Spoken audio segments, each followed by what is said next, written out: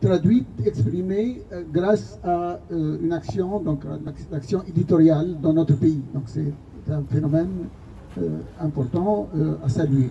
C'est pour tendre la perche à Raja sur le titre, évidemment, Ordre et désordre, donc comme vient de faire l'allusion Mar, c'est un peu le rapport entre l'oubli et le souvenir. Donc dans la recherche, dans la compréhension, finalement, tout désordre, donc c'est une recherche, l'analyse que nous faisons du désordre, c'est une manière de comprendre pour quelle raison quelque chose de normatif devient ou bien est perçu ou regardé comme une révolte, comme les révolutions. Les révolutions, c'est la partie refoulée dans une société qui est obligée à accepter la domination d'un moment, et puis elle se retourne, parce que la révolution, c'est le retour. Donc, par rapport justement au genre, donc une fois déconstruit, ce que vous faites bien, donc cette déconstruction, c'est-à-dire une fois débarrassé de ce rapport de domination, quelle vision vous donnerez donc à cette relation entre hommes et femmes dans un monde déconstruit de ce rapport de domination? Donc je sais qu'il est abordé dans l'ensemble de vos écrits, mais je vous tends la perche pour montrer qu'il ne s'agit pas de découvrir que c'est la partie cachée de l'iceberg, mais c'est que la glace ou bien la vérité, c'est tout ça en même temps. Donc, quels sont les nouveaux rapports que vous envisagez entre hommes et femmes une fois cette relation déconstruite entre les gens? Merci. En tout cas, félicitations encore une fois.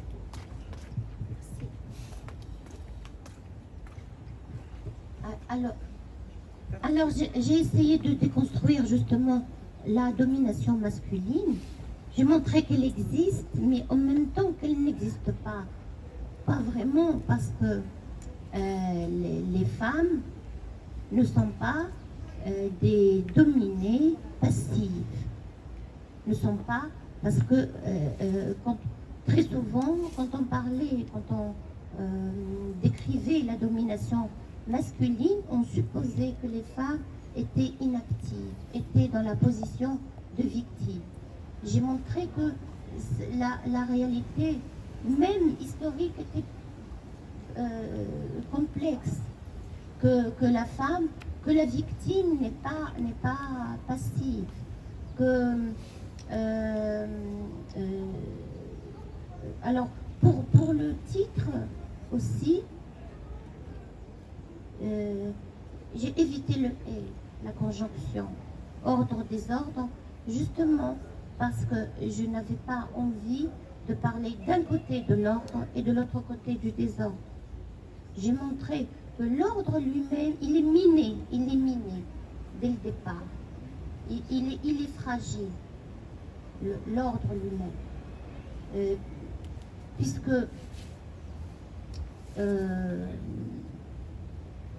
la même personne, sujet de parole, la même personne subit l'hégémonie, subit en quelque sorte les dispositions du faqr. Mais la même personne transgresse ces mêmes dispositions. La femme est infériorisée par le faqr, mais cette même femme, elle est glorifiée par la poésie. Vous voyez ce que je veux dire? Ça veut dire que je ne voulais pas séparer d'un côté la liberté et de l'autre l'ordre. L'ordre, l'ordre, c'est comme la pomme qui est dévorée par un ver qui s'y trouve déjà. Ça veut dire que le ver du désordre existe déjà dans la pomme de l'ordre. Alors, je ne sais pas, je parle pas, c'est une métaphore. Je n'ai pas voulu franchement, je n'ai pas... Ça a été un peu théorisé par Judith Butler, mais j'ai évité de la lire parce que, à mon âge, je me suis dit, je ne vais pas apprendre, je ne vais pas emprunter la conceptualité d'une américaine, j'en ai pas besoin. Puisque, enfin, c'est pas une question de... Je ne voulais pas suivre la mode intellectuelle actuelle dans le féminisme. Donc j'ai évité de relire Judith Butler et de m'y référer ici. Je le ferai peut-être après. Bon, j'ai expliqué par une métaphore parce que je voulais être sobre conceptuellement, sobre et modeste, parce que